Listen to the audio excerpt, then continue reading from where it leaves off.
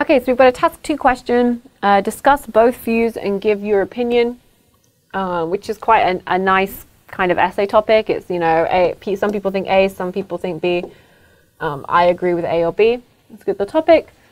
Some people think that parents should teach children how to be good members of society. Others, however, believe that school is the place to learn this. Discuss both these views and give your own opinion. Okay, so we're comparing school, we're comparing parents. Who should be teaching children to be good members of society? Okay, so it's quite a nice topic, quite sort of easy way to divide it up. Let's see what this candidate has done. Some people insist that teaching children about manners and attitudes in society is the responsibility of parents. However, others say that school is the place to teach about this. I agree with the latter statement. Okay, so positive things about this introduction. Okay, they've paraphrased the background topic of the sentence. That's good. They've given me an opinion, a clear opinion. That's good. The thing to improve here is, I always say this a lot, you improve by telling me sort of like why, or giving me a hint why. So I always tell candidates, you can sort of learn like a couple of different sentence structures and like adapt them to whatever your topic is. So I like the due to one. Due to, and then give your reason. I agree with something like that. So they are agreeing that they think school is the place to teach children.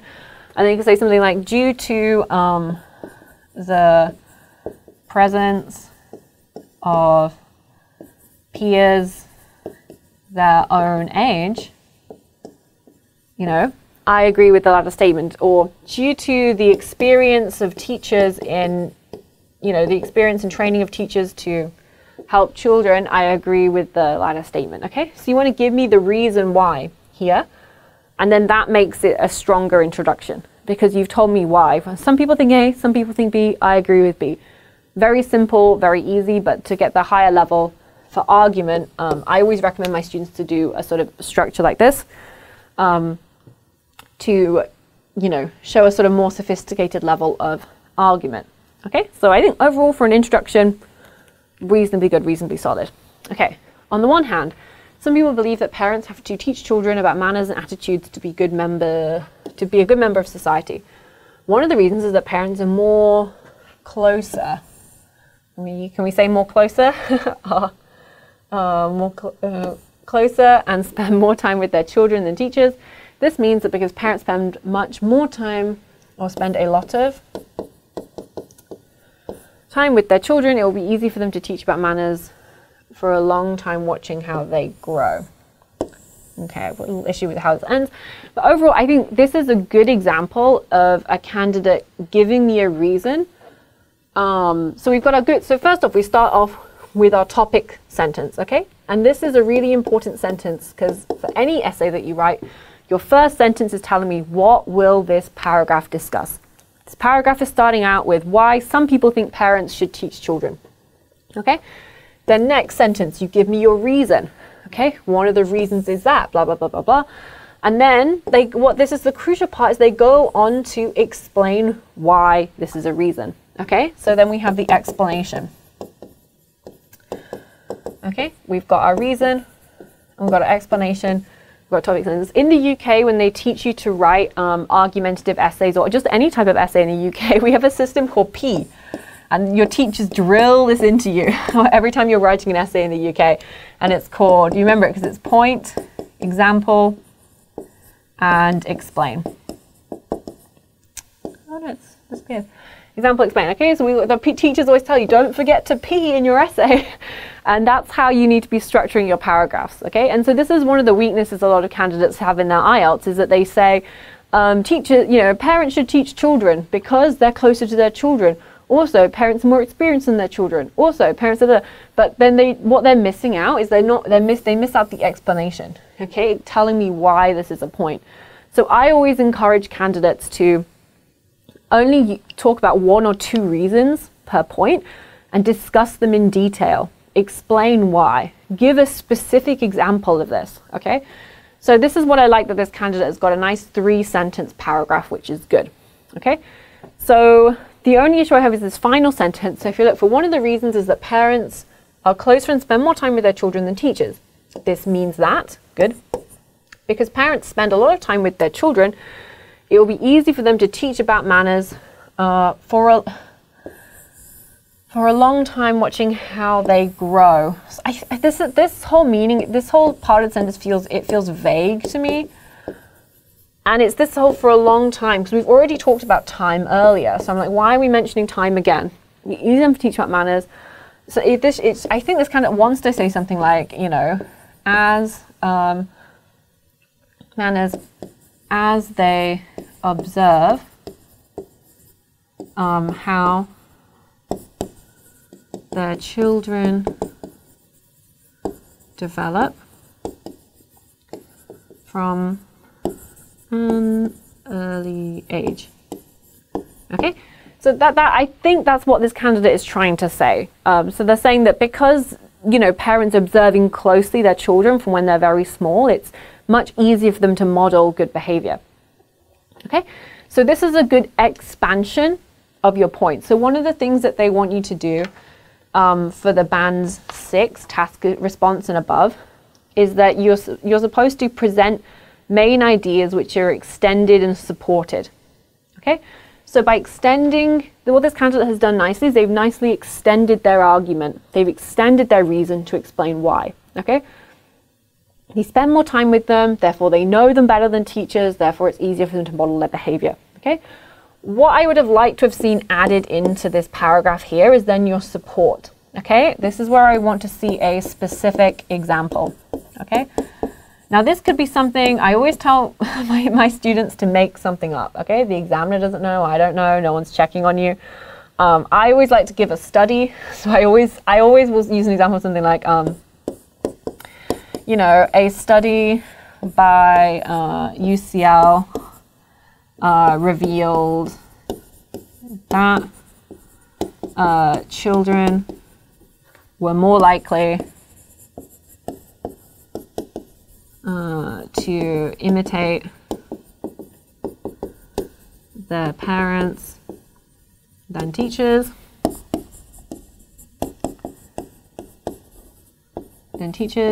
Therefore, parents can be seen as better, more effective role models. Okay, so that's how you then support. Okay, so what did I just say when I read out the task achievement band score? You need to present, extend, and support your main ideas. Okay, so you've presented here, you've extended here with your explanation, and then you need to support with a specific example. Okay, so I always tell my candidates, I always just say, a study by UCL revealed that, blah, blah, blah, blah, blah, and you just make up whatever you want that supports your argument, okay? Because you want what you're showing the examiners is that you know how to make an argument, you know how to support it, rather than they're not going to check if UCL really did a study about that. Okay, so as a paragraph, I think it's a little bit short, it's a little bit bare, but I like the structure that they've done.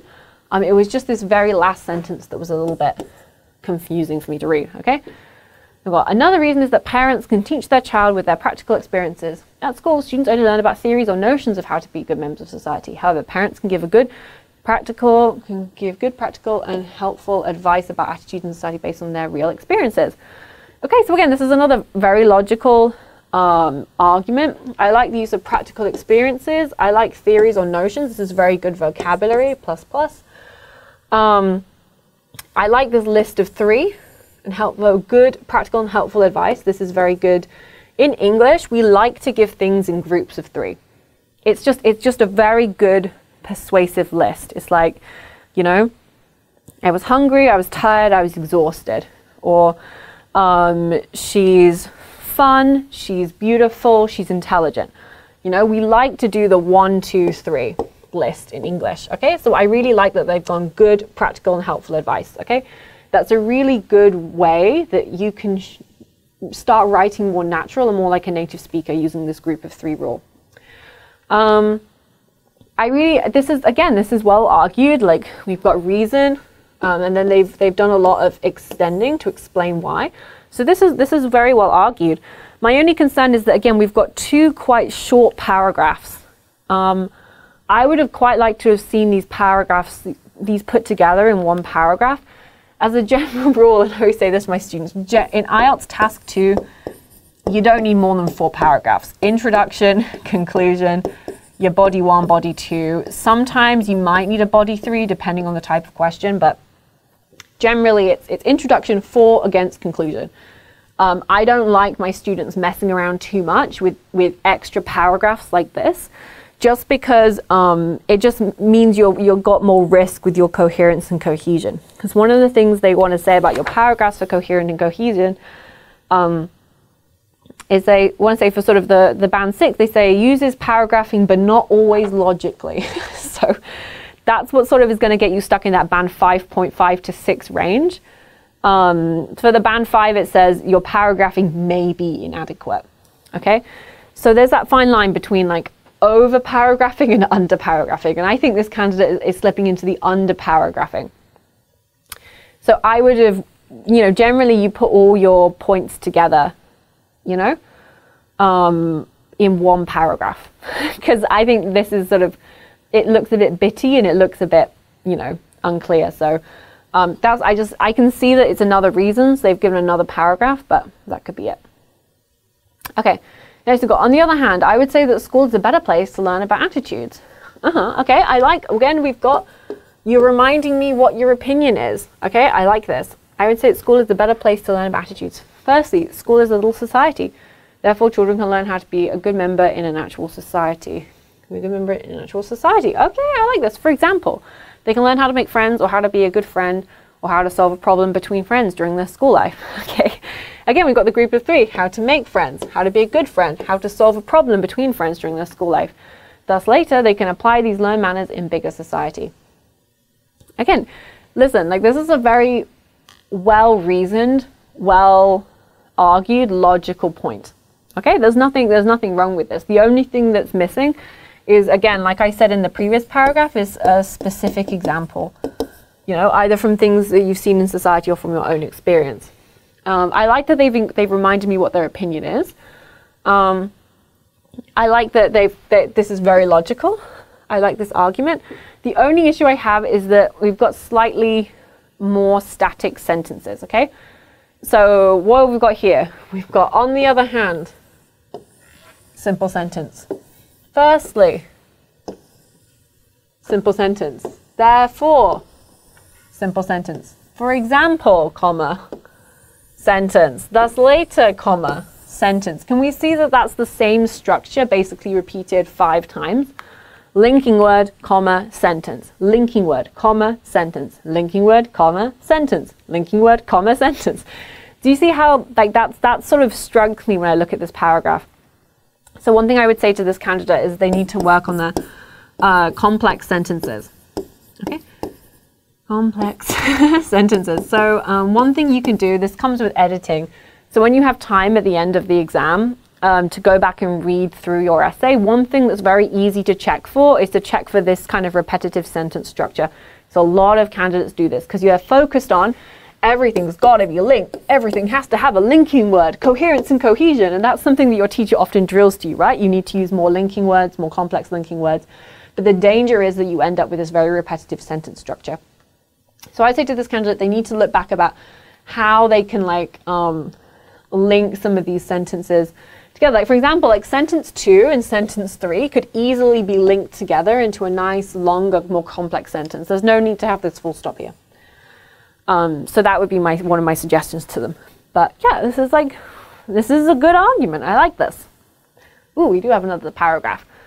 Secondly, because school has some rules and principles, it will be effective to teach children. Okay, this is good. And can we see here we've got a different sentence structure? We've got our clause here. So how do we know this is a clause? We know that this is a clause because we can move it around the sentence, okay? Secondly, because school has some rules and principles, it will be effective to teach children. This also makes sense if we move it here. Secondly, it will be effective to teach children because school has some rules and principles. Okay, it also makes sense. This is how we know it's a clause. So this is a nice, again, complex sentence. So despite the fact that in the previous paragraph we had all those the same structure, they have shown me that they can use a complex sentence in the next paragraph, which is good. This means that because there are rewards and punishments in school, it's easy to teach about manners and control children. Okay, I use the word manners. Nice. Rewards and punishments. Yeah. Control children. Yeah. All good. Good vocabulary, relevant to the topic and specific to what we're talking about. Okay. They're talking about manners, they're talking about control, they're talking about rewards and punishment. It's all specific to school and to the topic of discipline and, you know, setting a good example for students. To sum up, I would say school, a practical society, is a better place to teach about how to be a good member in society to children with effective principles. It's a little bit odd here. To sum up, I would say school, a practical society, is a better place to learn about how to be a good member of society for children using effective principles. I think would be slightly better. Okay, but I like this summary. To sum up, I've got the opinion again. They've explained why. Okay, a lot of candidates will just say something. To sum up, I would say school is a better place to teach about how to be a good member. Okay, but they've explained why. They put in their reason. Because it's a practical society. Because they have more effective principles. Okay. So overall, I would say I'm actually quite impressed with this candidate about their logical argument, their well-explained points, and you know, and their clarity. It's quite easy to read. It's quite easy to follow. So there's a lot that I like about this. There's a lot that I like about this essay. I'm just being quite picky about the specific examples and the supporting, because I'm trying to be quite picky. Actually, you know, for task achievement, to be honest, I would want to give it probably a 6.5 for task achievement. They address all parts of the task. They do present a clear position throughout the response. They present, extend, and support their own ideas. You know, they didn't quite support them, I would say, enough. Presents main ideas, but some may be inadequately developed. So that's what I would want to see, like some more specific examples. Coherence and cohesion. I'm going to picky about the paragraphs. They do present a clear central topic within each paragraph, which I like. There is a clear overall progression to the essay. They do use cohesive devices effectively, but between sentences is kind of mechanical. Paragraphing, again, I think I would want to give them a 6.5 coherence and cohesion because I really liked it. The vocabulary I thought was very good. I would say I would probably want to give it a 7. As I was thinking, do they use less common lexical items? Are they trying to use these less common phrases? You know, oh, maybe I should give them a 6.5. They have like 1 or 2 spelling issues, but it doesn't stop me understanding what they mean. Theories or notions, that's quite unusual. It's quite high level vocabulary. Yeah, I'll give them a 7 for vocabulary. I did think that vocabulary was good and I didn't have to make very many corrections to it. And in terms of grammatical aim and accuracy, they do use a mix of simple and complex forms. They produce frequent error-free sentences. They do have good control of grammar, but make a few errors. So again, I think for grammar, I'd want to give a 6.5. Just because we had that one paragraph that was really quite repetitive. We do have a couple of sort of prepositional issues. But as we can see, they do have a lot of sentences where I didn't have any grammar corrections to them. So they were largely, you know, correct. There was this issue with this sentence here that we discussed in this paragraph. And then we had the issue with the more closer thing. So maybe it's a little bit you're down. But overall, I mean, I would probably give a 6.5. I can see an argument for why this essay might be a 7. Definitely has the potential. This candidate, I think, clearly has a very good command of written English. Clearly has a good ability to argue. I would have liked to see if they could have given me a couple of like more specific examples to support their very logical, very well laid out argument, then I would have wanted to bump that to a 7. If the paragraphing could have been resolved, I think this could easily have been a 7. And then I thought the grammar and the vocabulary was really quite good. So I think a lot of potential to move up to a 7. I think someone could debate me about whether this essay should be a 7, and I would be open to that sort of discussion. But I would go for a 6.5 now, and I'd say that this candidate are very positive and should continue working hard.